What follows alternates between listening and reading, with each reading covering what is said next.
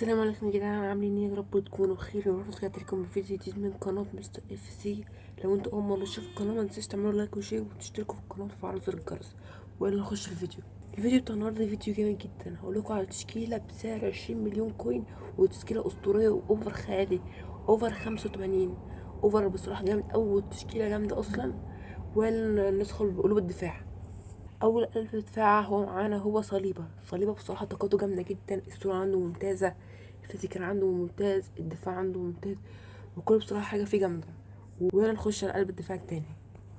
تاني قلب دفاع معانا هو انيجو مارتينيز. طاقته جامده، بس هو عنده شوتنج وحش والبازنج وحش والدريبلينج وحش، بس غير كده عنده الفيزيكال حلو والديفندنج حلو والبيس حلوه يعني نوعا ما. ويلا نخش على الليفت باك. والليفت باك عندنا هو دي ماركو. طاقته جامدة، البيس عنده جامد، الباسنج عنده جامد، التربلينج عنده جامد، الشوتنج بس عنده نوعا ما وحش، والفيزيك عنده وحش. ولا نخش على الرايت باك معانا هو جيسوس نيفاس. طاقته جامدة جدا، 85 بيس، 80 باسنج، 82 دريبلينج. هو بس مشكلته هو الفيزيكال عنده وحش والشوتنج عنده وحش، بس ده اصلا لاعب شوتنج، هو مدافع. ولا نخش على قلوب النص السيام. اول خط نص معانا هو كوفاسيتش. طاقته جامده جدا بس هو بس الفيزيكال عنده نوعا ما وحش، والسرعه عنده نوعا ما برضك نص نص.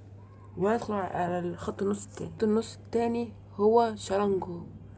هو طاقته جامده قوي كل حاجه، بس هو بس عنده السرعه وحشه والفيزيكال عنده وحش. بصراحه يا جدعان الولد ده جامد، انا لعبت بيه وبصراحه جامد قوي، بيقطع الكور وزي الفل.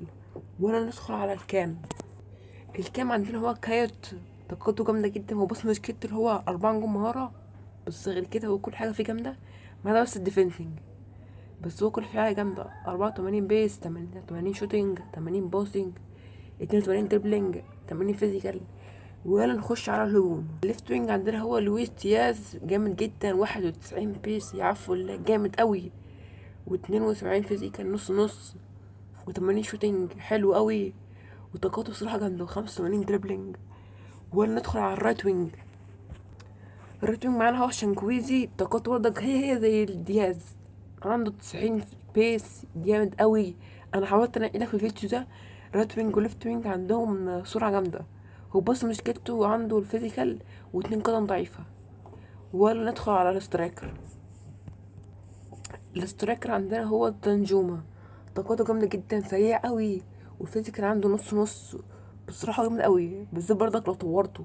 4 قدم ضعيفة، خطوة جامدة جدا.